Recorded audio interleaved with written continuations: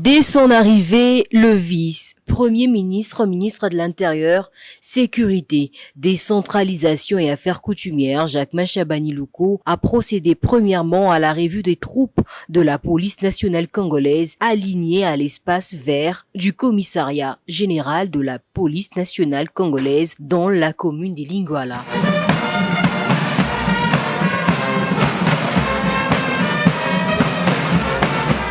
Cette cérémonie de haute facture, consacrée à la prise d'armes à l'occasion de la présentation du VPM Chabani à la police nationale congolaise, était également destinée au ministre d'État, ministre de la Justice et garde de Sceaux, Constant Moutamba, à la vice-ministre de l'Intérieur, Eugénie Tchela, ainsi qu'au vice-ministre aux Affaires coutumières, Jean-Baptiste Mwamindeze. Toutes ces personnalités du gouvernement souminois ont été présentées à la police nationale congolaise par le secrétaire général à l'Intérieur après la lecture des ordonnances présidentielles. Devant ces agents de l'ordre de la République et services de sécurité, le VPM Chabani a prononcé un discours prometteur mettant en avant les intérêts de la police nationale congolaise. Permettez-moi avant toute chose de m'acquitter d'un agréable devoir,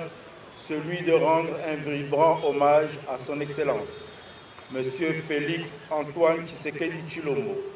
Président de la République, chef de l'État, commandant suprême des forces armées de la République démocratique du Congo et de la police nationale congolaise, pour avoir permis à son gouvernement de consolider les acquis de son premier mandat en vue de l'avènement d'un Congo uni, sécurisé et prospère. Ainsi, mon mandat mettra un accent sur l'assainissement et la maîtrise des effectifs de la police nationale congolaise à travers un processus d'identification normal et adéquat. Le recrutement et la formation des agents de la police nationale congolaise. L'amélioration de la rémunération au sein de la police va rendre la carrière policière plus attractive et va résoudre le social du policier. La construction et la réhabilitation des commissariats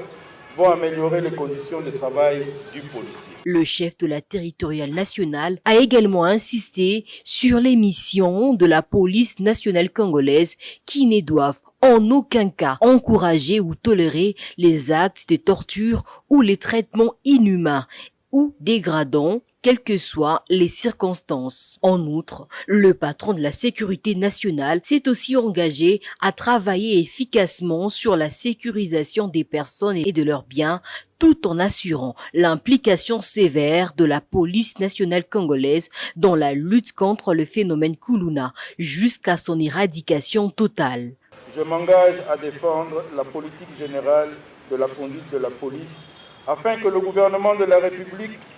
puisse assurer le financement et l'élaboration de la loi de programmation de la police nationale congolaise pour la professionnaliser et lui permettre d'éliminer en particulier les poches d'insécurité urbaine et rurale et en général, sécuriser les personnes et leurs biens en restaurant l'autorité de l'État sur toute l'étendue du territoire national. Ainsi, la police nationale congolaise devra s'attaquer au phénomène Kuluna tout en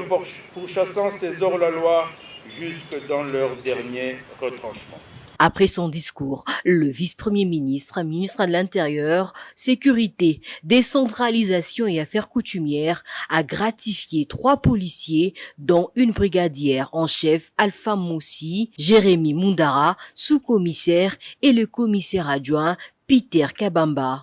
Ces agents de la police ont reçu de main propre du VPM Chabani un écran plasma de 43 pouces. La cérémonie a été clôturée par une photo de famille avant un cocktail offert par le commissariat général de la police nationale congolaise.